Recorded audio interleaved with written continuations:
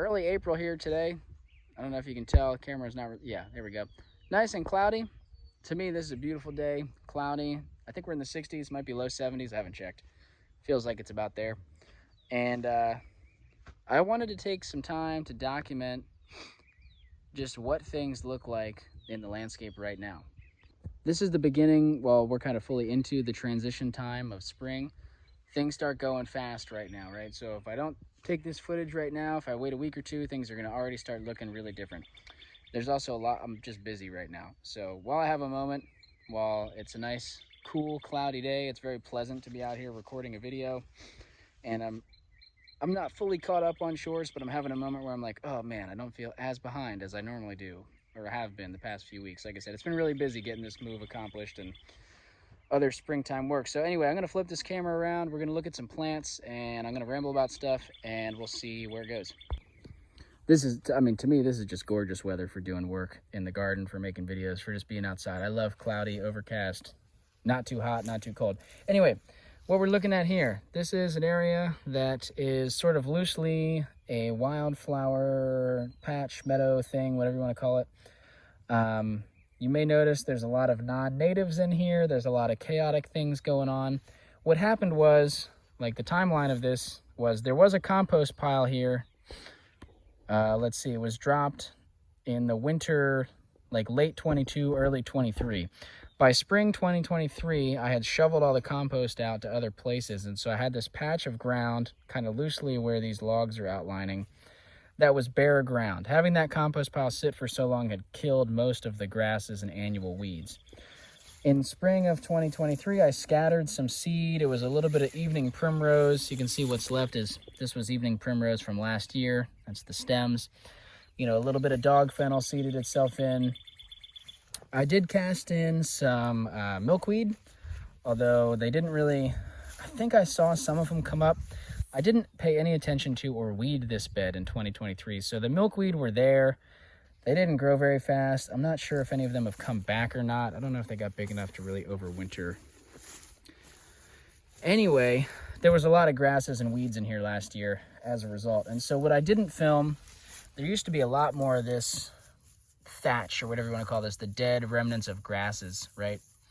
And so what I came in here, and again, I didn't film this, but I lit this on fire. You know, I rolled all the logs back, so I had a little bit of a fire break. I used the hose to spray down the edge. I had the hose with me the whole time I was doing the burn, so it was safe. Did it on a day with low wind, and when the ground was pretty wet, so there was no risk of it, or low risk of it spreading anywhere. I was really on top of it, watched it the whole time.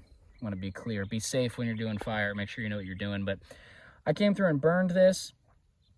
That's all I'm going to do. In an ideal world, I would come in and weed out, you know, annual grasses and non-native plants and really make this be just a native plant patch, but I don't have the time. We're not doing it, but I just wanted to say, you know, this is what it looks like a little bit after the burn.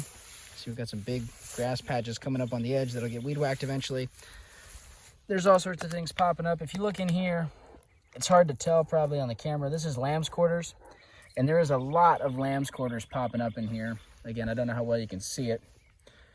I did scatter a bunch of lamb's quarter seed that I saved out here, some just wild and some of a red variety of lamb's quarters that I grew. I got it from the Experimental Farm Network. It's pretty cool stuff. As well as I put in some milkweed seed. There was evening primrose that's self-seeded, and I also had added some evening primrose seed that I had saved from wild populations. A few other random wildflowers and things. This area, similar thing. This had a compost pile on it for all of 2023 that killed the grass. Early winter 2024, I scattered seeds. Again, I'm not going to weed, and you can see already the grasses are moving in. But there's also all sorts of things germinating in here, okay? So hopefully we'll have some cool wildflowers going. I'm hopeful for at least some evening primrose and lamb's quarters. Those seem to be, in my experience at this site, pretty easy to direct seed. And, you know, I am using this little area. It's going to be wildflowers for now, but there's some trees establishing. You can see there's a black locust. There's a hazelnut right there, a wild hazelnut. There's an oak tree sprouting right here. I think I put a chestnut seed in right there. And there's a red bud all the way over here. So this just gives you an example.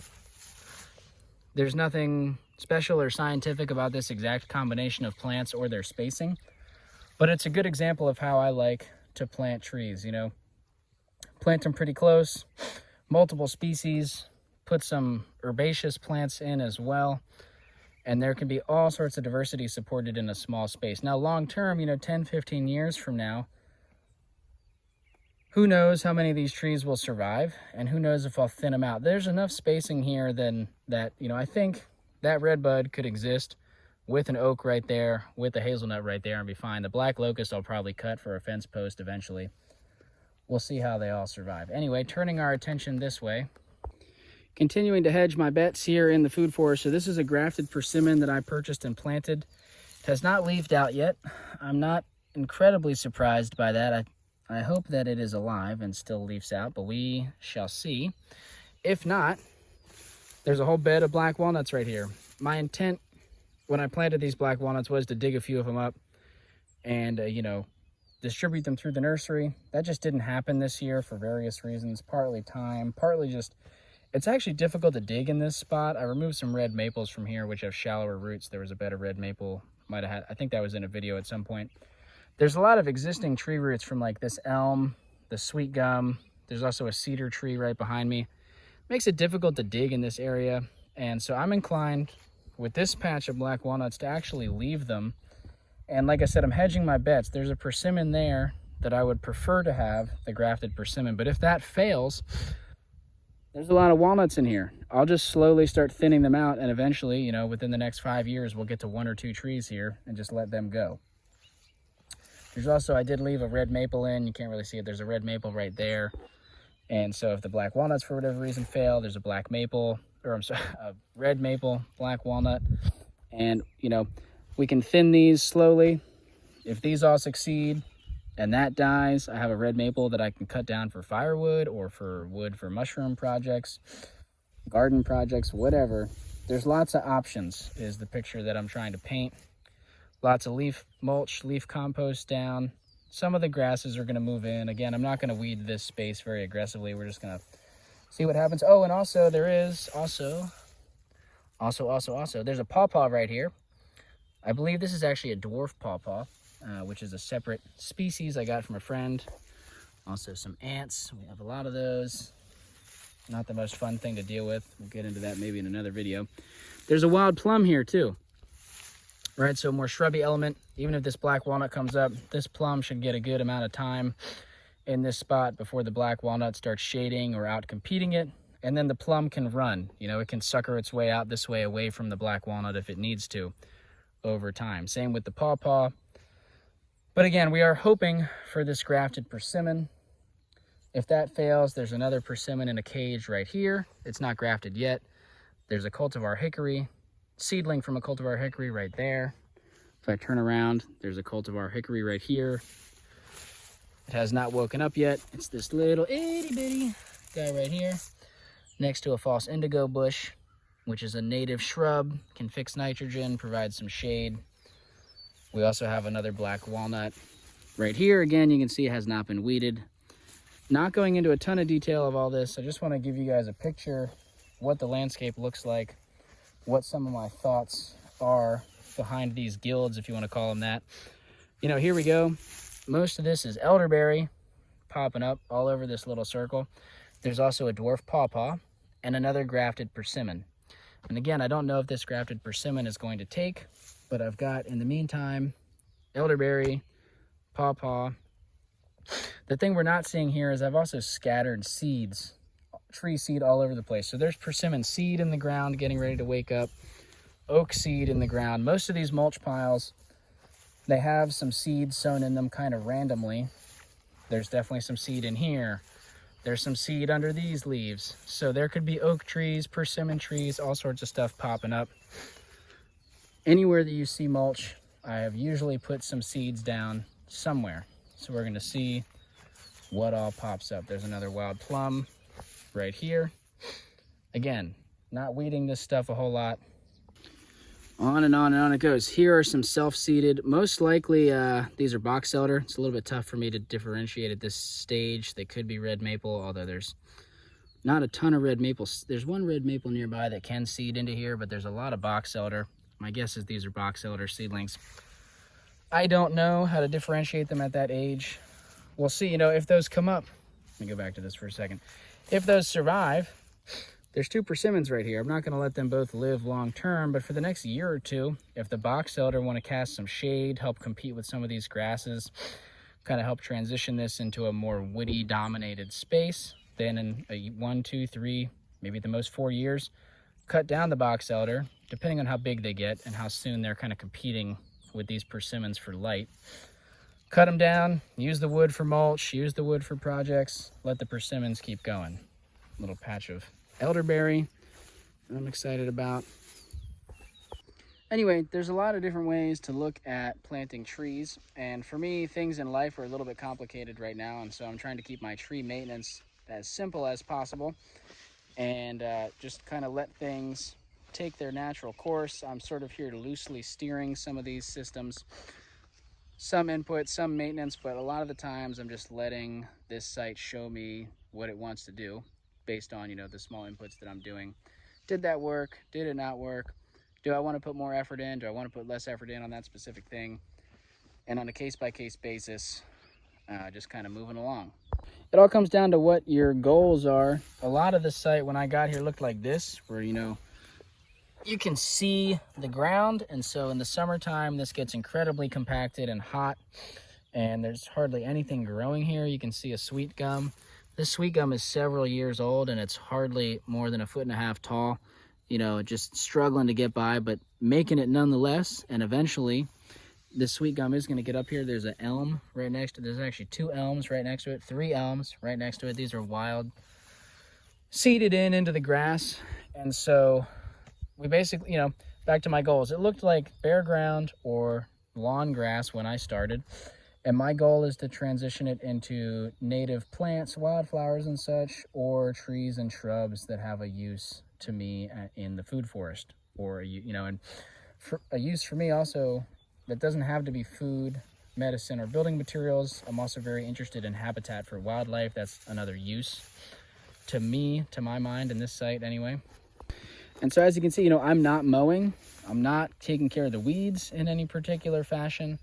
I'm letting a lot of these trees grow up, which means I can't just come in here with a regular lawnmower and mow a lot of this down. There's too many trees and woody things in the way. If I had a nice brush hog at this point, this is totally still brush hoggable, but your little push mower, not going to cut it. And so that's a maintenance decision that I'm making based off my goals, is I would rather have this tall stuff and not worry about it. And then just eventually, if I have trees established in here that are competing with, say, the sweet gums as they get up, you know, several years down the line as they're taller, I can come in and cut the sweet gums, get some wood that I can use for biochar, firewood, little garden projects, mushroom logs, whatever. That cuts those trees back, frees up the trees that I've planted. Now, of course, those sweet gums will resprout, and this will be a continued process over the years, right? But the bottom line is that over time, this area, the ground, gets shaded out. We have plant structures coming up that are going to be providing food and habitat for wildlife. Here's an example. Here we have a pine. You know, I did not plant this pine, but here it is. I'm glad it's here. I'm leaving it. Now, in 10 or 20 years, is it still going to be here? I don't know. I might have thinned it out by then. But for now, I'm very excited to have that tree there in that spot. So for me, like, I'm repeating myself a little bit, but yeah, this is all about dense planting and hedging my bets. I've planted a lot of trees. I've allowed a lot of trees to come up. And the hope is that, you know, because of how dense it is, that's going to, in the shortest amount of time possible, get me a lot of trees. You know, even if half of the trees that I plant die, I'll still have a nice little food forest in here in a relatively short amount of time. Here's a black walnut, which didn't put on a whole lot of growth last year. I don't know if that's a soil thing, a availability of water thing, a weed competition thing. I watered this tree a little bit. Last year was its first year. You can see there was some mulch. There was a lot of mulch. It's kind of decomposed and, you know, integrated into the soil. At this point, there doesn't look like there's a whole lot of mulch left. I'll probably throw some additional mulch down this year to help out. I'm not going to remove those grasses though. The weeds are going to come in, and we're just going to see, can that walnut hack it? If not, I planted some seeds around it. I can transplant more trees in this fall. There's also, like I mentioned, this hickory. This hickory is right next to it. In the long term, it would not be ideal to have a hickory and a black walnut that close together. You know, you do see that in the forest sometimes, trees spaced that closely together, but for optimal production and health, you want more spacing between your trees. So just gets back to this planting dense, hedging your bets. You know, there's things tucked in all over. There's a little pear tree right there that I might graft if it makes it to the future. Oh boy, good to check on this. There's a chestnut in here that it looks like got hit by a late frost. You can see this is frost damage right here. It's crumbly black leaf. So hopefully this chestnut survives. Let's see. Not a whole lot.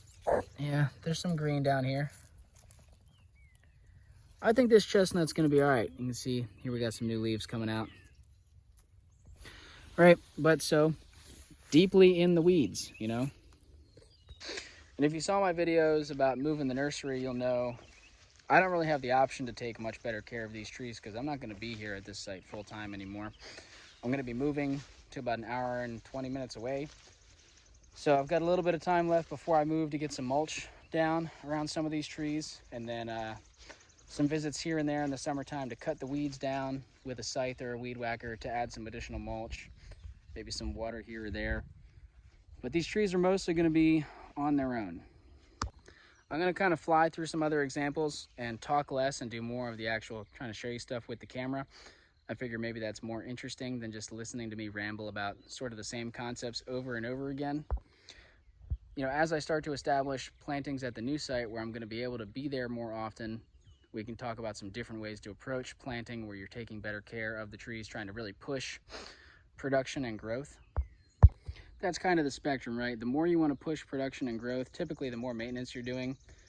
Less maintenance, typically things are going to be growing a little bit slower. They might produce less. But the caveat there, I'm always looking to have less and less maintenance so that I can have more time to do other things. So I'm always looking for pushing, you know, what's the peak performance with minimal maintenance? Where do those align? What are the techniques we can use? That sort of stuff. I think a lot of it comes down to removing all the weeds before you plant the trees is really the ideal, like how I had removed the weeds. In these scenarios, you know, coming in and planting trees into a prepared bed like this and then putting down enough mulch that you're hopefully going to keep the weeds back is preferable. Or also using cover crops to keep weeds down in areas that aren't ready to be planted yet, or, you know, while the trees are growing. Anyway, some more examples. Here's a crab apple I got from a friend. Putting on a lot of leaves, looking pretty good. There's a little black walnut in this cage. And on the other side, another crab apple. So we'll see what happens to this over time. It needs some more mulch for sure. This is an interesting bed where we do have elderberry cuttings. There's a hazelnut shrub in the middle, right there, okay? There's a mulberry here that's been nibbled to death, probably needs a fence. It also looks like it got some frost damage too. We'll see if this guy comes back. I'm gonna point, elderberry cutting, elderberry cutting, elderberry cutting, elderberry cutting. It's kind of hard to see in the video, but they're there. Black walnut, again, didn't put on too much growth last year. This is a cool one. This is a black haw viburnum, native shrubby tree-like species. And then there's a silly amount of oak and persimmon and hickory seeds buried in there. So we'll see if any of those wake up. Continuing on, black locust growing in the mulch pile. That's exciting. We've also got over here in that cage is another one of those hickories. But just in case that hickory doesn't make it, I've got a few oaks, right? A few oaks in here. Unprotected, that's another thing. We'll see how these do unprotected. And a black walnut right here, you can see leafing out. It's time for me definitely to get out here and cut my pathways before I lose where my pathways even were. I do like to keep maintenance pathways open. Also, you can see all this is honeysuckle coming up. I'm gonna get this area cut back within the next week or two here to prevent this honeysuckle from getting too out of control. Ideally, I'd like to remove all of it, but for now, the least I can do is keep it mowed back and short. This is a hackberry here that I got from a friend. I don't like to plant large potted trees, but this came to me pretty large. It was free, so we gave it a home. Because it was so large, my anticipation is that this tree is definitely still going to be in the establishment period of its life. So we're definitely going to get some more mulch on that guy, and whenever I'm here in the summer, we will water it. There are a lot of little pawpaws like this, which I'm really happy about. They put on good growth last year, given that last year they put on about that much growth and then got cut back by rabbits. That's why they're caged now. And they came back, they put on more growth, and they're still alive, and now we're here in their second season. Hopefully they'll get bigger.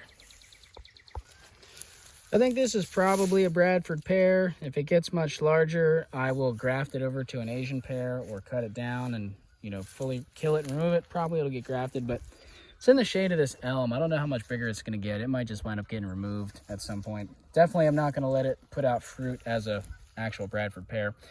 We got a sumac here. I love sumac. They're pretty cool. Again, in the shade, but this sumac is running, so this is another little piece of it here coming up. If I go out here, another piece of the sumac coming up, another piece of the sumac coming up.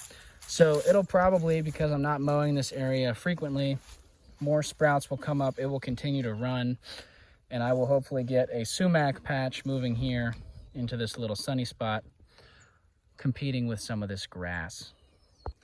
This hazelnut right here is leafing out pretty good. This one is leafing out ahead of a lot of the other hazelnuts. It's further along than some of the others. We're here in front of the garden, where behind me is the road, and so this area is kind of my loose windbreak to the road. So hazelnuts, there's one there, one there, one there. It's kind of a little hazelnut windbreak line.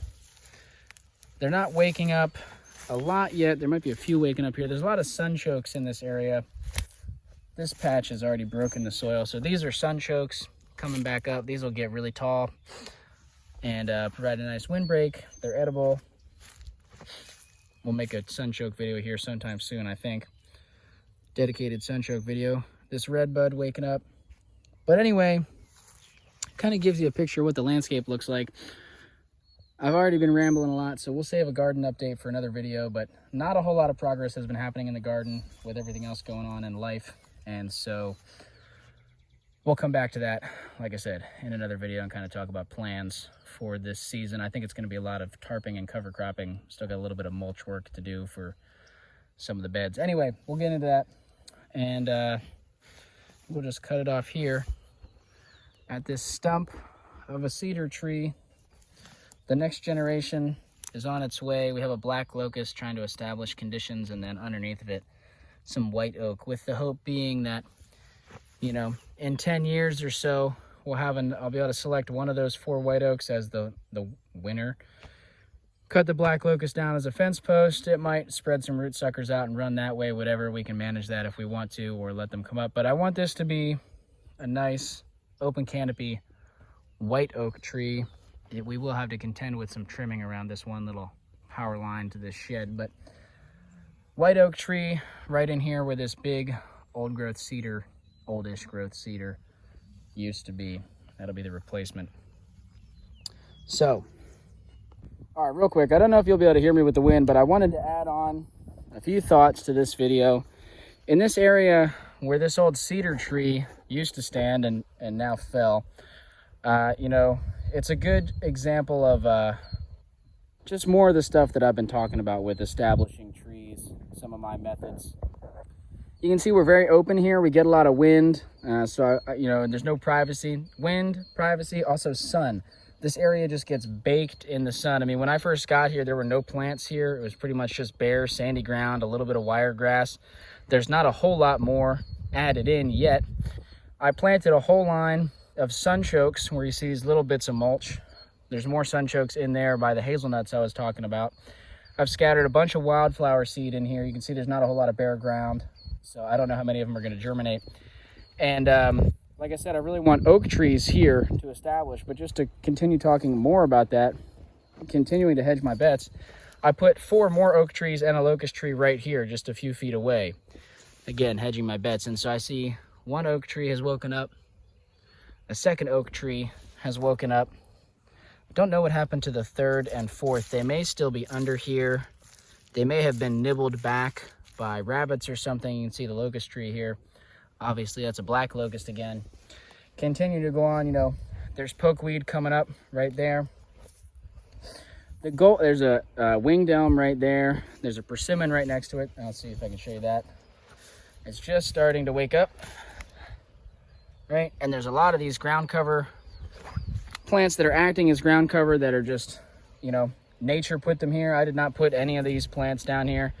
Whole mix of early successional stuff. There's another honey locust I planted right there. Again, there's the hazelnuts. I've got this nice red bud in here. And so you can see it's very dense. You know, this is getting close to what I would want as far as density of trees and ground cover plants. You know, in an ideal world, there'd be even more ground cover, even more mulch, maybe even a few more trees. You know, maybe even I'd try a tree right here, right here. You know, when you're generating your own trees, the cost of trees becomes effectively $0. I'm generating thousands of trees. I'm selling a lot, I'm giving a lot away, and I always have extra. And so for me, the trees are free. The time it takes to plant them for a bare root tree is minimal. And so as many trees as I can get in the ground, the better. It's giving me more chances that, you know, a good number of them will survive, get above deer browse, above rabbit browse, you know, not succumb to insects or transplant shock, watering needs, this and that. Because they're seedlings, you know, some of them may be more adapted or better adapted to my site than others, right? So just as many chances as possible. This is a good example here of a pretty low effort planting that I kind of just did throughout the winter. And it's, you know, we're getting to a density that I like. If the weeds get out of control, I can come in and weed whack them, cut them back, chop and drop them, use them as mulch. You know, a lot of these weeds I won't be able to fully take control of, especially the grasses. You know, you can cut them and they're just going to come back. That's fine. I'm not that worried about it. You know, grasses they can compete with the trees, you know, to some extent. If you don't keep the weeds off of your young trees, they can definitely slow them down, choke them out. So there is a balance to be maintained there, but I typically just look at them as mulch. You know, weeds are just mulch and ground cover. The grasses, again, being my least favorite of those because they tend to compete the most with the young trees. There's also a Japan holly here. Okay, this guy almost died when I transplanted it. It's a long story, but it came back. More sunchokes under this mulch here. Anyway, just wanted to touch on that because I felt like rambling about it some more. This video is probably really long now, so I'm going to cut it off, but I hope you enjoyed it. More to come.